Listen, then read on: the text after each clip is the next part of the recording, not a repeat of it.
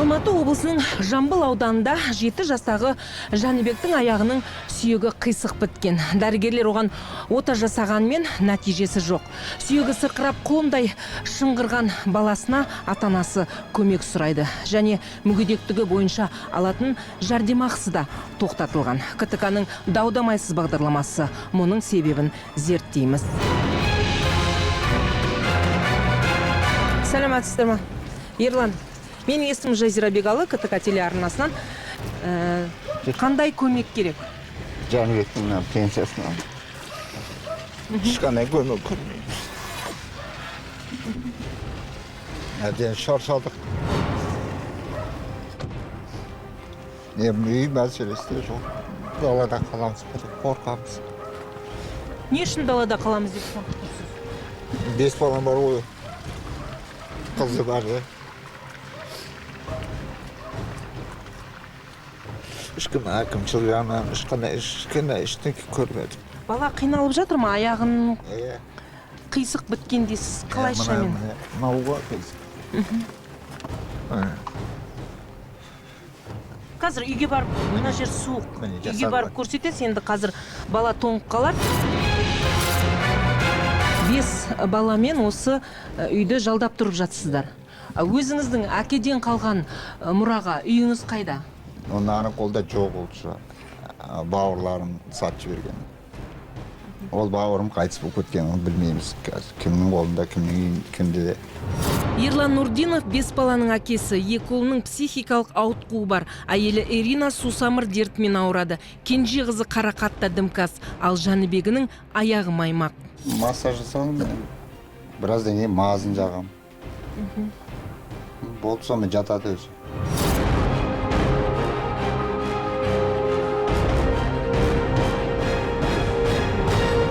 Аяғың қай жер ауырады? Вот здесь место. На жерің ауыра ма? Вот так, видят ток. Тока там нету. Не жоқ? Вот здесь тока нету, видишь? Не жоқ ол жерде? Здесь тока нету. Ерлан Жаныбектің мүгедектігі үшін алатын жәрдемақының тоқтатылғанына наразы. Қашан тоқтатып тастады мүгедектігін? Қазір айтамыз. 2017-де 12 айда тоқтатып тастады. 1 жыл болыпты ғой. Жүгіріп жүр, шаршадым. Ақша керек, бәрін дәрі.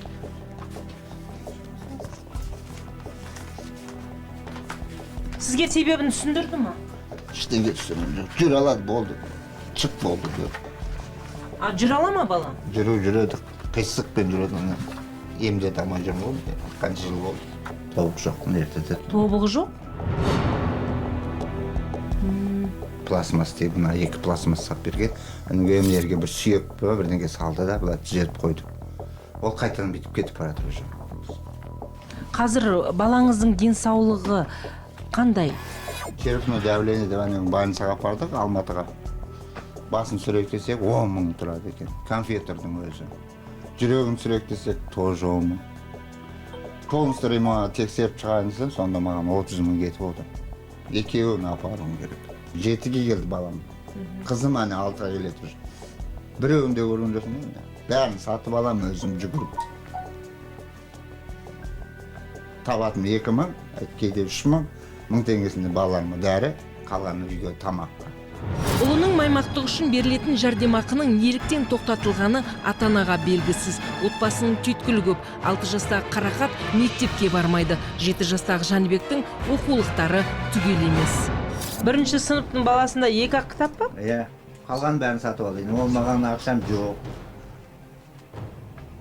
Міне қараңыздар, Жаныбек 1-ші сыныпта оқиды.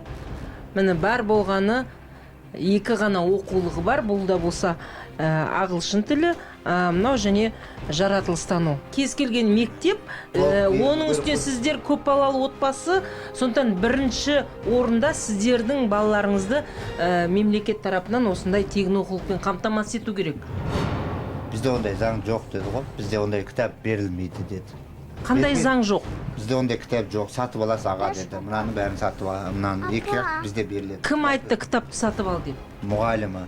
Білім саласындағы күрмеу көп мәселеден басқа Құрқылтайдың ұясында 2 бөлмені панылаған 8 жан ішетін асқа, киетін киімге жарымайды.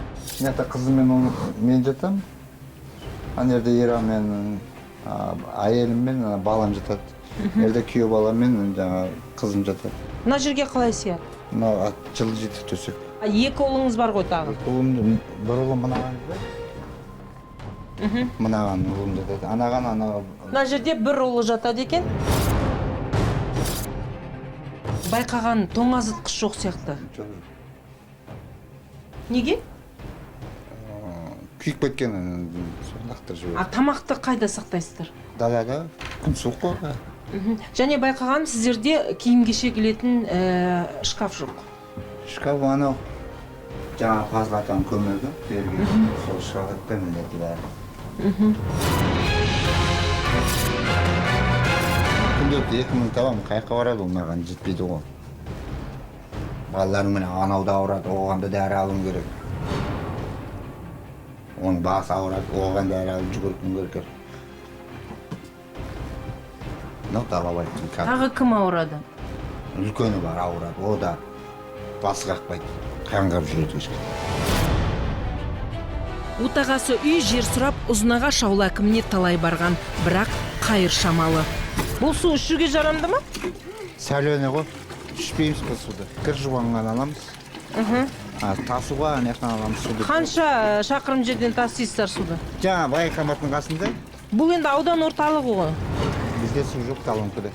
Бұл қай ғасырда салынған? 48 жылғы дейді ғой. Бірнеше жылдан бері қыстың ортасында көмірсіз қалам деп. Жүріңізші, көміріңіз бар ма? Бар. Бұл қанша уақытқа жетеді мына көміріңіз? Жаңа жыл өткенше жарайды. Бітсе айтасын жігіттер деді, көмектесеміз деді. Яғни бұны сіз өзіңіз сатып алған жоқсыз? Иә, көмек беріп отырған жігіттер. Міне үй сатылуы мүмкін, міне хабарландыруда тұр. Егер жақын арада бұл үй сатылса, отбасы далада қалуы мүмкін. 3 мүгедек баламен науқас әйелді жалғыз асырап отырған Ерланның жайын айтпаққа Жамбыл аудандық әкімдігіне аттандық. Басты мақсат отбасының сергелдеңге салған әлеуметтік мәселелерді шешу. Жамбыл аудандық әкімдігіне келдік. Медициналық әлеуметтік сараптама орталығы мамандарының кінәсі ме, әлде дәрігерлердің салғырттығы ма? Қазір анықтаймыз.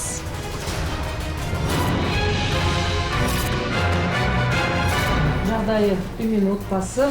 Бір отбасында 3 мүмкіндігі шектеулі жан бар. Осы кісілердің мәселесі бойынша келдік. Мемлекет тарапынан берілетін жәрдемақыны ала алмай отыр.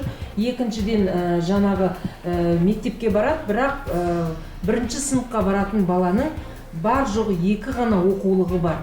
Ата-анасының айтуынша бәрін сатып ал деп айтты.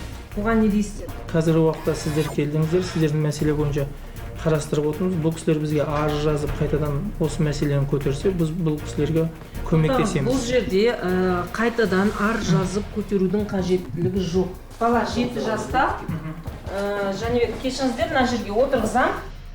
Мына баланың аяғы мынандай. Бұл бала туғаннан бері бірнеше мәрте операция жасалған.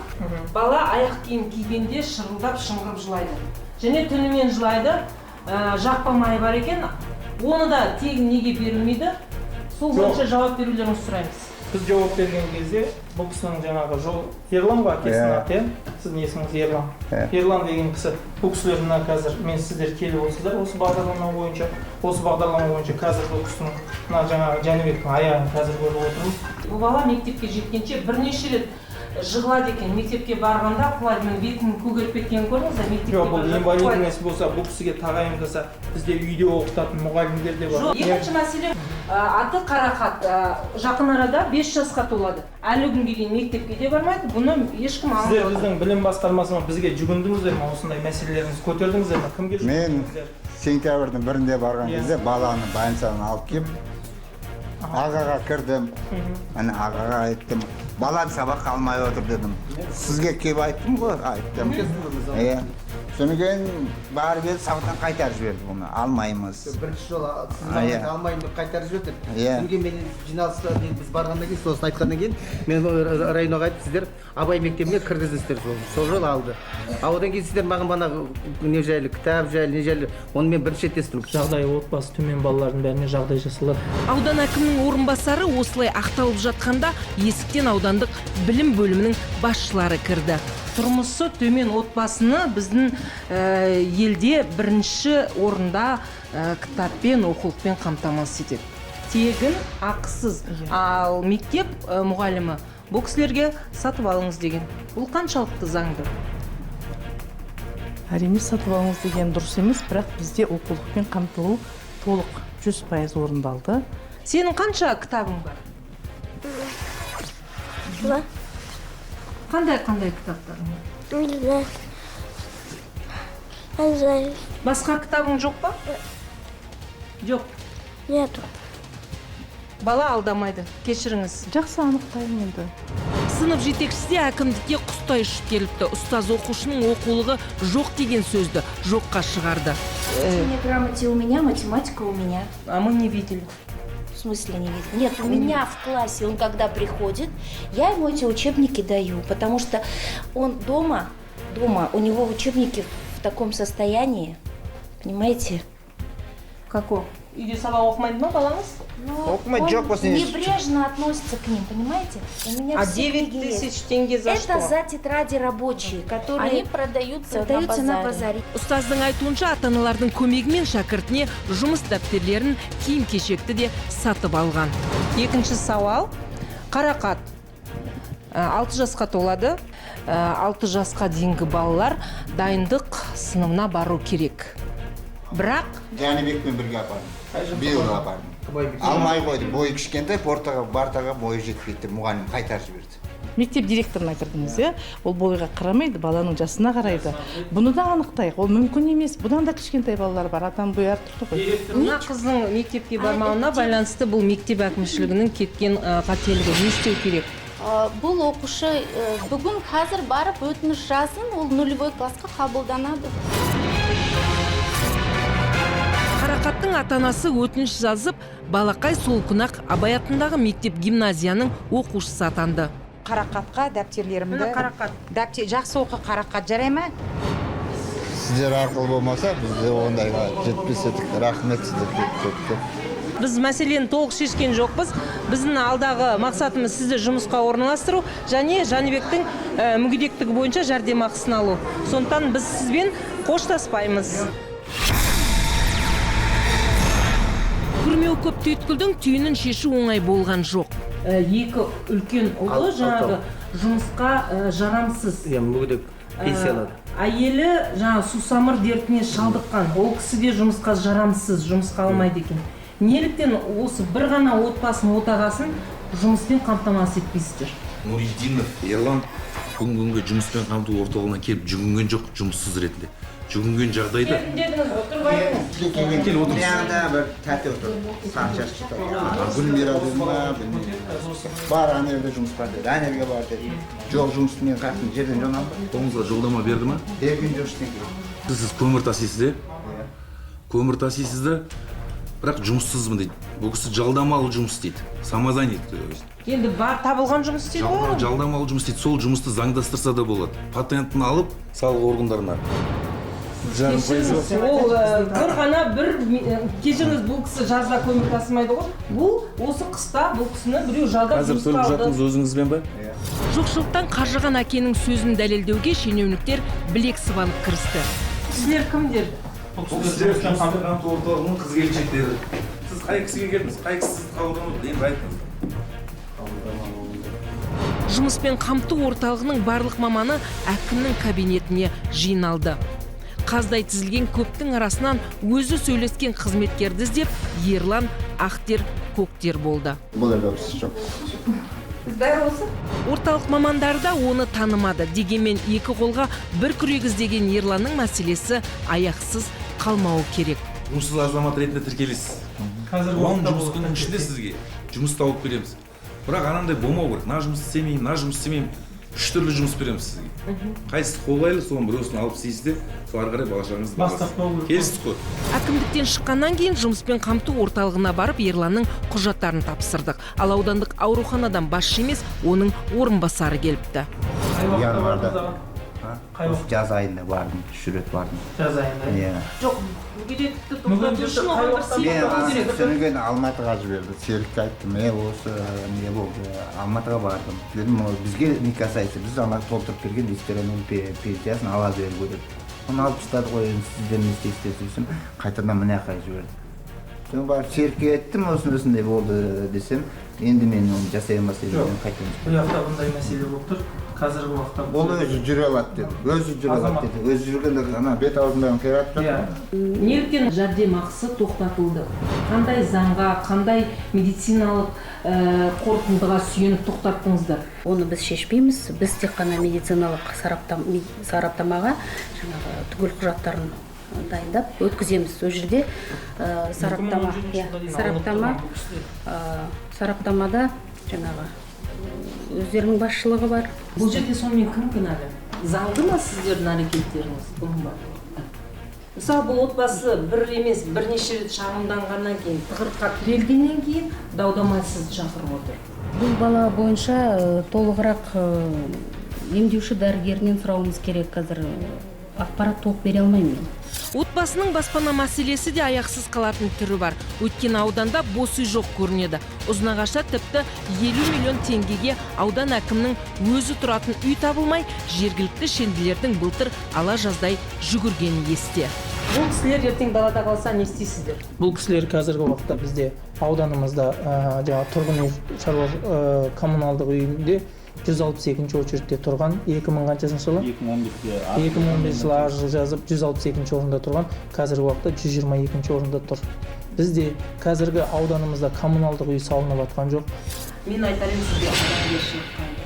Заң тарапында көмектесілетін әлеуметтік көмек болсын, жаңағы медициналық көмек болсын, қай көмек болса, біз сізге көмектесуге даярмыз. Қазіргі уақытта сіздің мәселеңізді бізге дау-дамай бағдарламасы қойды. Бізге бір аптама или 2 күн бар уақыт беріңіз. Дау-дамайсыз бағдарламасы 10 күннен кейін Ерлан Нұрдиновтың отбасына тағы оралдық. Жамбыл аудандық әкімдігі берген уәдесін орындады ма, ол жағы әзірге белгісіз. Саламатсыз ба, Ерлан? Тағы да келдік сіздің үйіңізге.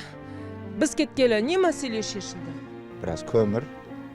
Қаны көміріңіз? Көрсетіңізші.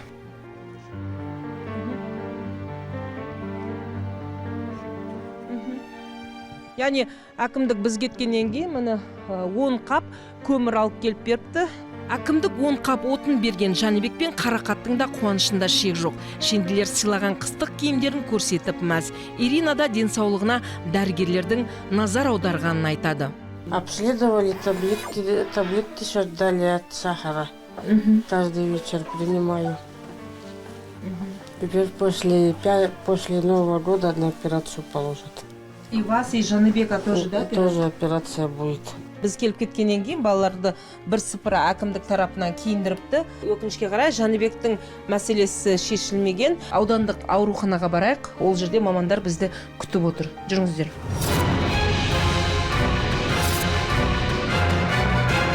Жамбыл аудандық орталық ауруханасына келді. Қазір бас дәрігердің қабылдау бөлмесіне кіреміз. Мәселенің мән-жайын анықтайтын боламыз. Кездескенімізге 10 күн өтті. Бүгін қандай мәселе шешілді дәл осы уақытта? 10 күннің арасында бізде құры жатқан жоқпыз. Бұл баланы қайта тексерістен өткіздік. Ағза функцияларының және тіршілік тынысының тұрақты бұзылуы анықталмағандықтан мүгедектік тағайындау көрсеткіші жоқ деген шешім берді. Дәрігер ретінде айтыңызшы өз пікіріңізді. Бұл баланың бойындағы кемшіліктің бәрін операция түзеді ма, түзеген жоқ па? Бұл баланың дәрігер ретінде айтсақ, бұл баланың ауруы, кемшілігі бар, бірақ мүгедектік тағайындауға тікелей көрсеткіші жоқ деп шешім алып отырмыз ғой. Бірақ бұл баланың әрине ауруы бар, ауруы жоқ деп айта алмаймыз. Дәрігер 2-3 жауап берді. Қазір қарындас екеуін бірге жүргізіп көрейікші, қандай айырмашылығы бар екен. Екеуін бірге жүріңдер. 1, 2, 3 жүріңдер бері. Қараңыз, маймақтығы бар. Мүгедектік үшін берілетін жәрдемақыны медицина қызметкерлерінің жасаған қорытындысына сүйеніп жасалады. Қалай ойлайсыз, бұл бала мүгедектік жәрдемақы алу керек па, әлде алмау керек па? Жоқ, ол менің пікірім керек жоқ бұл жерде. Біздің құзырымызда емес. Аяқ киім 2013-те шықты заң. Когда птектен шықты. Міне аяқ порталы шықты, аяқ киімге барып өткіздік. Міне аяқ киімінде же көрген жоқсың 2013-тен бері. Ортопедиялық аяқ киімнен де қорғалып отыр. Бүгін міне мүгедектігінен де қағылды. Енді бұл бала ары қарай не болады бұл баланың тағдыры? Бір жетінің ішінде біз бұл баланы Ақсай клиникасына жатқызып, жаңағыдай денесін сауықтырамыз. Бұл балаға енді мен келдім, мен сізге сөз беремін. Осы баланы Жәнібекті мен қолға алып, жаңағыдай мына Ақсайдығадан келеді ғой. Содан кейін жаңағыдай қандай әдістер болады өздерін жасайды. Соны бәрін жасатамыз. Содан кейін жаңағы ортопедиялық аяқ киім керек болса, оны бәрін алып береміз. Туғаннан бері дәрігерлердің бақылауында кімнен кеткен кемшілік? Біз неліктен осы мәселені дәл қазір есімізге түсіріп қолға алып жатырмыз? Сіз деген қағазды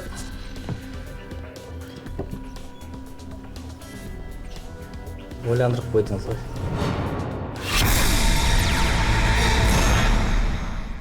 Мүгедектігі бойынша берілетін жәрдемақы мәселесінің қалай шешілетіні белгісіз. Қазір Еңбек әлеуметтік қорғау және көші-қон комитетінің Алматы облысы бойынша департаментіне барамыз, сұраймыз, анықтаймыз.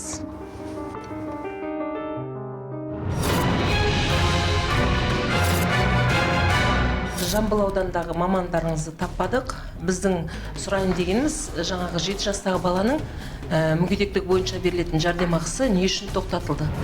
Медициналық көрсетілмелі болмағандықтан мүгедек деп танылмады деген қорытынды шығарылды. Ол 2017 жылы сәуір айында. Алайда 2017 жылдың сәуір айынан ол бала қайта жолданбаған. Кім жолдау керек еді? Дәрігерлер ме? Дәрігерлер медициналық ұйымының дәрігерлік консультативтік комиссиясы дейді. Баланың амбулаторлық картасын қарасақ, ол енді 17 жылы ауруханада жатқаннан кейін емдеуден өткені, оңалтудан өткені бірде-бір, ондай біз оны анықтау үшін ондай жазба, ондай тапқан жоқпыз. Сол кезде енді Ақсай ауруханасында да ұсыныс жасалған, 3 айдан кейін қайта жолдансын порталы бойынша деп, оның бәрі жасалмаған бала. Енді ол сұраққа Жамбыл ауданының дәрігерлері сізге нақты жауап береді деп беру керек. Яғни бала бүгіннен бастап ауруханаға жатқызылды, операциядан кейін келіп қайтадан құжат жинаса, мүгедектігі бойынша жәрдемақысын рәсімдей ала ма? Дәрігерлік консультативтік комиссия біздің медицина-әлеуметтік сараптамаға жолдаса, жаңағы толық оңалту, емдеу, оңалту, тексеру шаралары жүргізілгеннен кейін мүгедек бала деген категорияда мүгедектік тағайындалып, сол кезде жаңағы жәрдемақы тағайындалады. Жәнібек 2 күннен бері Ақсай университеттік клиникасы мамандарының жіті бақылауында. Оның аяғының маймақтығына байланысты ортопедтер не айтады? Қазір тыңдаймыз. Бұл бала бізде кішкентай кезден біздің бақылауымызда. Бұл баланікі туа біткен маймақтық болған еді. Негізі бұның өкшесі, мына табан жағы өкшесі бұлай болып шығып кеткен еді. Түсіндіңіз бе? Бұл баланың кішкентай кезінден гипс салынды. Гипс салынып, сосын мынау бұлай болып тұрған кезінде біз мына арқы жағындағы ахиллово сухожилие деп аталады, соны біз ұзартқан едік. Дәрігерлердің айтуынша, Жәнібек алғаш ауруханаға түскенде аяғы сияқты қисық болған екен, қараңыздар. Дер кезінде операция жасалған, мамандардың бақылауында болған. Егер ол емделмегенде аяғы секілді қисайып, бала жүру мүмкіндігінен мүлдем айырылады екен. Мына жағы сіңір тартып, бұлай кетіп қалатын еді бұл аяқ. Сол себептен біз мына жақтағы сіңірді, мына көріп тұрсыз ғой, бұл мына жерге бекітілген еді. Бұны алып біз мына жағына ауыстырдық. Сол себептен өзің тарт енді, тарт өзіңе, тарт. Көрдіңіз ба? Қалай керемет аяғы өз қалпына шығып тұр. Это является одним из, қалай айтуға болады, бұл өте жақсы нәтиже. Ортопедтердің айтуынша, Жәнібек жылына 1 рет емделу керек. Бұл баланың ата-анасы 2017 жылы ота жасап болғаннан кейін жоғалып кетті. Енді мына мүгедек ақшасы біткенден кейін бізге келіп тұр, бізге қағаз жазып беріңіздер, менің балам мүгедек деп. Біз ондай нәрсені жаза алмаймыз. Себебі бізде жатқандан кейін біз емдейміз. Әр ай сайын біз өзіміз жазып жібереміз. Оны алу керек. Ауылда алама, одан кейін бір жылда бір рет бізге келіп емделіп тұра алама, қараулауда, бақылауда болу керек бұл бала деп айтып жатырмын ғой. Жәнібектің денсаулығына байланысты мамандардың пікірі осы. Сәлеметсіз бе? Жәнібекке келдіңіз ба? Біз Жәнібекке барып денсаулығын, қал жағдайын біліп қайттық. Сіздерсіз проблема шешілмес еді. Бәрі шешілді. Жәнібекке қарады, әйеліме қарады. Қызыма мектеп коммунбет, оған көмек бергенсіздер рахмет, оны істеді. Жұмыс қалды. Баспана мәселесі бүгін ертең шешілмейді. Жамбыл аудандық әкімдігі наурыз айынан бастап 3 ай пәтер ақысын төлеп тұруға уәде берді. Кеше маған звонит етті, айтты, проблемамның бәрін даудамайсыз шешілді. Сіздерге көп-көп рахмет. Бізде қуаныштымыз, сау болыңыз. Отбасының қордаланған түйткілі 1 айға жетпей шешілді. Әр күндеріңіз даудамайсыз өтсін.